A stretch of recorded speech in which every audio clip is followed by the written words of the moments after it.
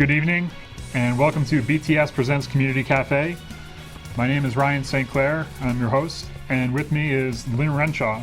So Lynn, we can start by, please tell me a little bit about yourself. I'm one of the founders of Santa Cruz Together, and I'm here today because Santa Cruz Together is supporting the recall of council members Glover and Crone. Santa Cruz Together is a local grassroots political organization. We're a coalition of homeowners, local business owners, elected officials, renters, all types of people. I personally have been in Santa Cruz for over 30 years, so the grassroots thing and the new engagement in the community is fantastic. Right.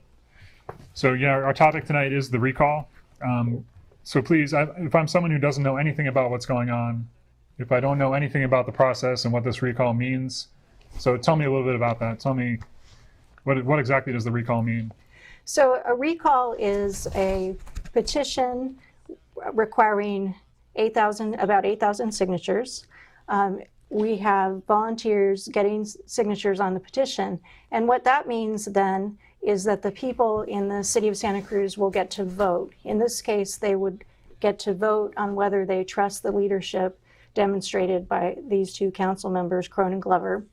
It's important to note that the signatures on the petition are anonymous and confidential, just like a vote. The only one who sees them is the election clerk. I think those are the main details on the recall petition. Oh, the other thing to note is that this would be consolidated with the November 2020 election, so there's no additional cost to run a special election in this instance.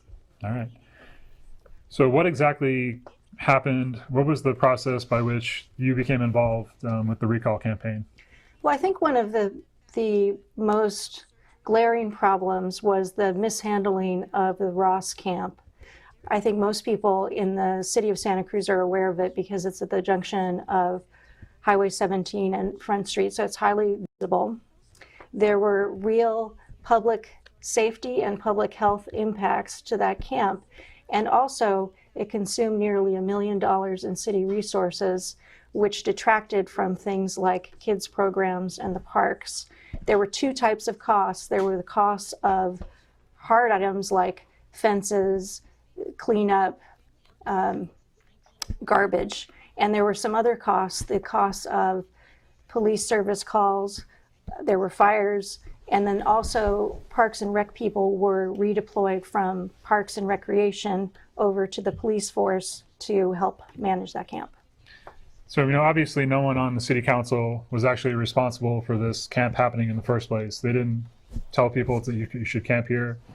They weren't camping there themselves. But what were some actions that were taken by Councilman Glover and Councilman Crone that you felt made the problem worse or prolonged the problem? Well, where the mishandling came from was that the county health officer, the police chief, and the fire chief said, this is dangerous. There were 9 deaths in the camp and in the levees around the camp. So there was real danger, public health impacts, and they ignored that advice and kept the camp open far longer than necessary. Yeah, I remember in addition to the deaths in the camp, which is tragic, there were also a number of fires.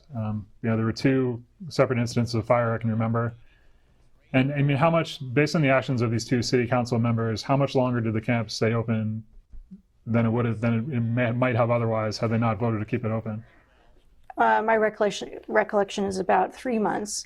Now, part of what is interesting about this, so the Ross camp was very unsuccessful, and then the city council majority voted to move the camp to a lot by Depot Park. Mm-hmm. And I know this is something that you were involved in because you live right there. I do, yeah. So maybe I'd be interested in your experience on that. Yeah, and I am involved with the recall campaign as well, and that's really the thing that got me involved. Basically, the way I first found out about that, we literally woke up one morning, my wife and I read in the news that the city council had approved a plan to move the majority of the residents of the Ross camp to a parking lot adjacent to Depot Park, which is a block away from where I live. And then there were details of how they wanted this camp to operate. It was going to be sort of a self-policing, self-governed camp, transient encampment. Officially, it was supposed to be people only allowed to camp at nighttime and would be cleared during the day.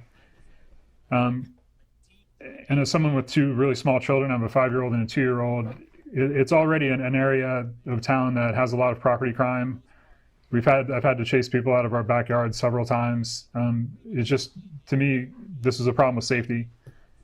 And that's actually why, and initially how I got involved with Friends of Depot Park was the first day I heard about that, immediately went around to everyone I could find in my neighborhood and just started knocking on doors. And I found some other residents in my neighborhood who were really concerned as well. And we put together an email list pretty quickly. We had about 1,200 people on the list, the people who felt that this was the wrong thing to do. And at this point also, I believe that when they announced that decision, there was only a lead time of 22 days before the camp was supposed to start. So it was happening in almost, I believe 3 weeks from when they announced it. So we were scrambling at that point. We put together a public protest against the camp in Depot Park itself. And we had some local news organizations come in and cover it. And I have to hand it to Councilman Glover that he showed up, and obviously it was sort of a hostile environment for him, but he came and met with us and talked with us. And that's actually the only chance I've had to talk with him directly about it. And he told me that he voted against having the Depot Park encampment and that it was never his idea, and he thought it was a terrible place to put it, which I found odd because it was actually his proposal. And he voted yes. He did, but that was my only interaction with him so far. We had a large number of people show up at City Hall for the City Council meeting, at which Councilman Glover, Councilman Crone did not attend that meeting. After which the council members who were present voted to cancel that plan. Right. Yeah, it was pretty shocking for that to come up so fast, and that was because they were making an emergency resolution so that they could eliminate the normal process of getting community input.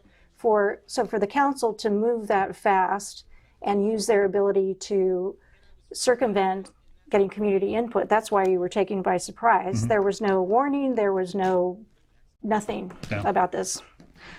I think this brings up another point. I want to get your opinion on this issue. Obviously, we have a problem with people who are unhoused in the community. There's a problem with homelessness here in Santa Cruz, and we've talked so far about things that we don't want to have happen, that we didn't like the way the Ross camp was handled, and I felt personally that having, a transitional camp in the Depot Park parking lot was a bad idea. So what should be done? What should we be doing? So how should we help these people? So there's a federal agency on homelessness that studies the best practices for ending homelessness in the nation. They have a memo that says that sanctioned encampment cautions cities against sanctioned encampments because they're expensive, they're hard to manage, they're hard to close, and of course nobody is actually housed in a camp. So instead they have better ideas like rapid rehousing. So if somebody loses their job or has a medical bill, there's funds to intervene and help them stay in their housing. The problem can be broken down into pieces. So another piece would be to have a bridge to housing for foster care as they age out of the system. Real brick and mortar shelters are something used by most cities. So alternatively, if the city was they already spent around $1 million, they could have been working on a brick and mortar shelter that would be permanent and could be used for years.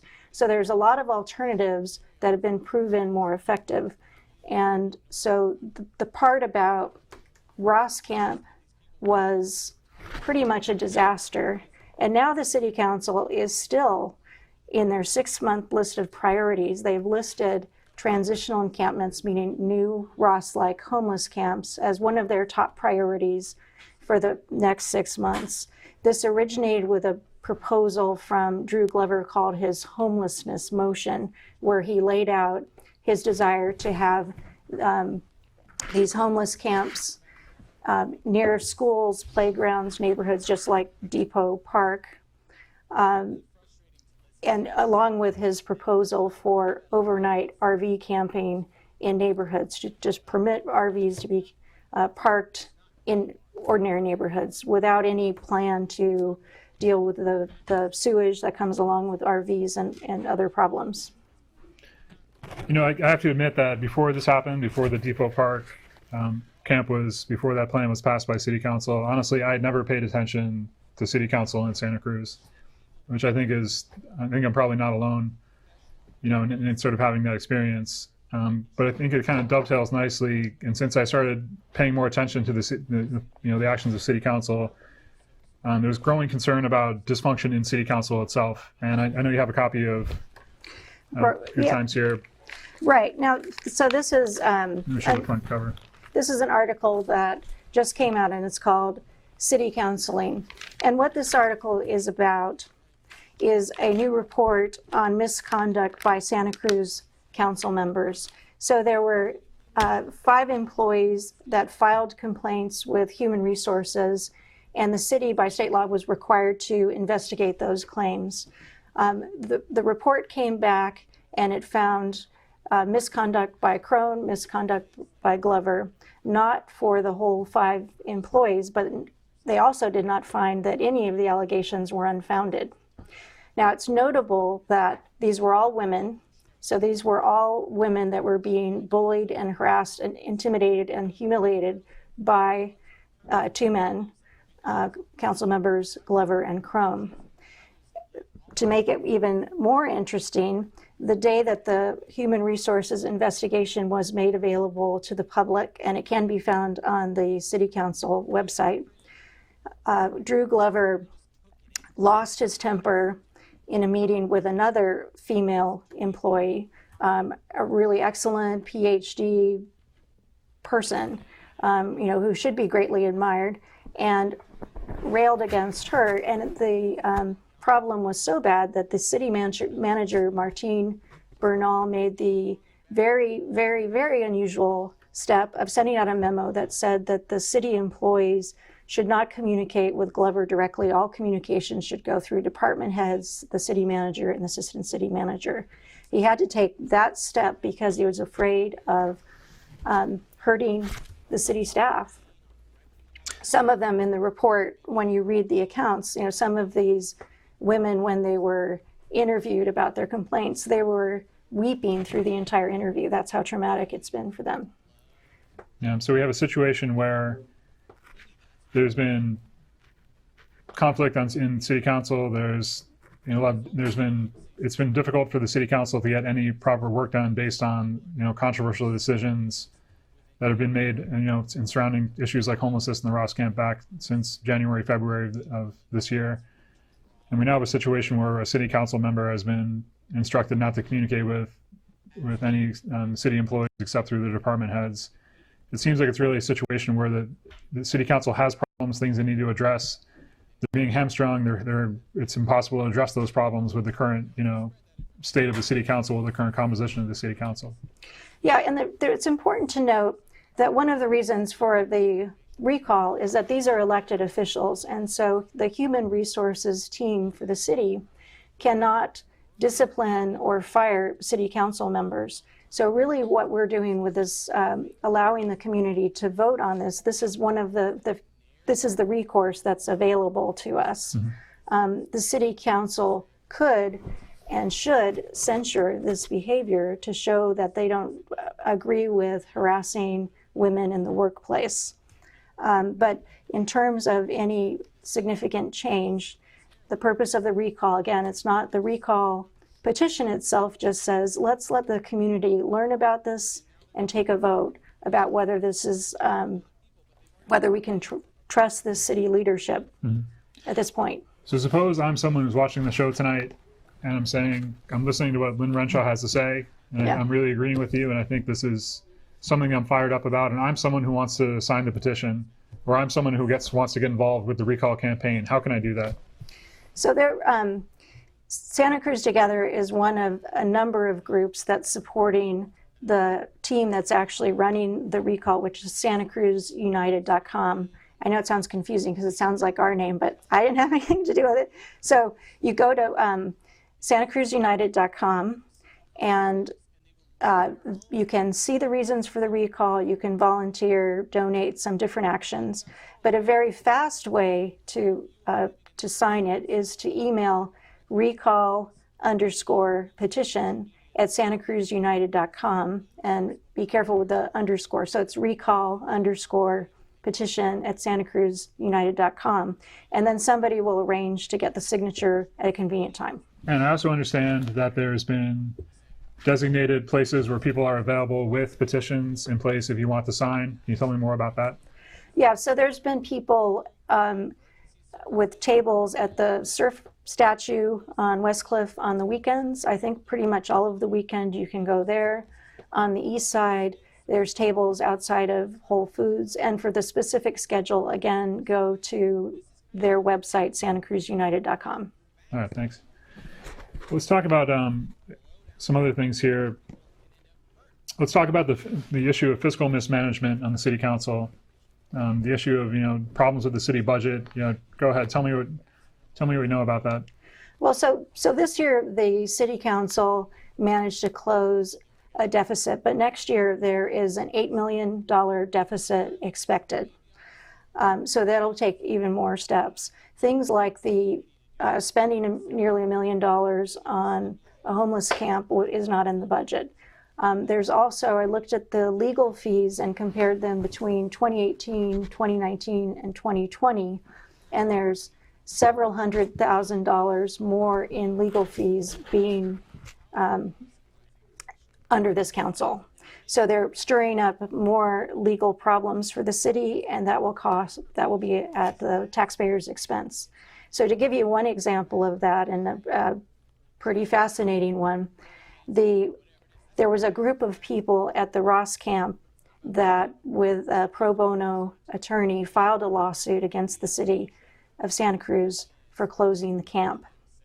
Drew Glover gave a statement as part of that lawsuit that said that the public health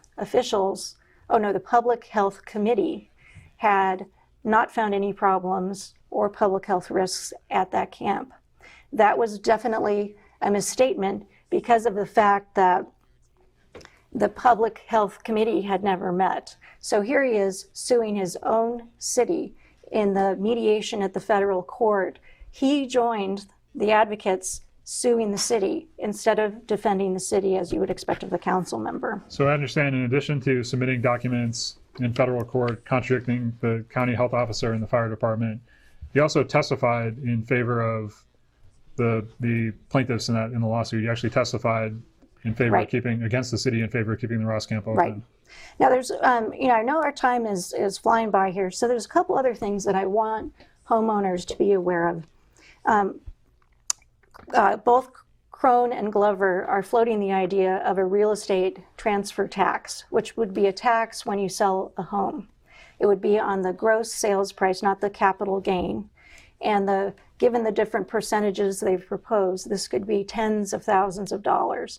It's another example of how these council members continue to overreach. There already is a 1.1% transfer tax that the county has, which is normal for many cities in the state of California. So to go to this huge tens of thousands of dollars if a homeowner sells is extreme. And there's another way that they're also overreaching, and ordinary homeowners are getting thrown under the bus. There's a project which is a rental registry. And in the case of a homeowner, if somebody wanted to rent a room in their house to another person, they would be required to get a business license, report on what they were charging that person, any changes to the terms of that, and a lot of other information. The proposal hasn't been completely defined, except that we know they're angling to make any data like that about a private business transaction public and searchable by outsiders, something that's never been done in another city.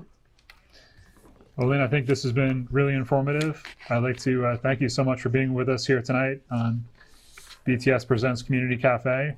And my name is Ryan St. Clair. Thank you very much. Yeah, this was more fun than I thought it would be. I agree.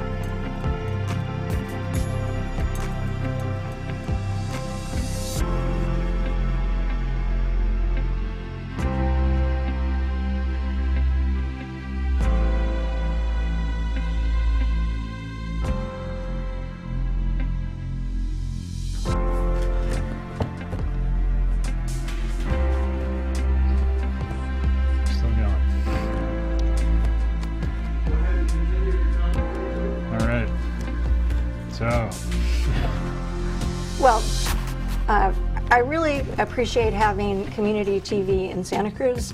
I think that I don't know if it's the same in every community, but it's another case of when I've been working on some of the local issues, I've had a chance to meet so many great people.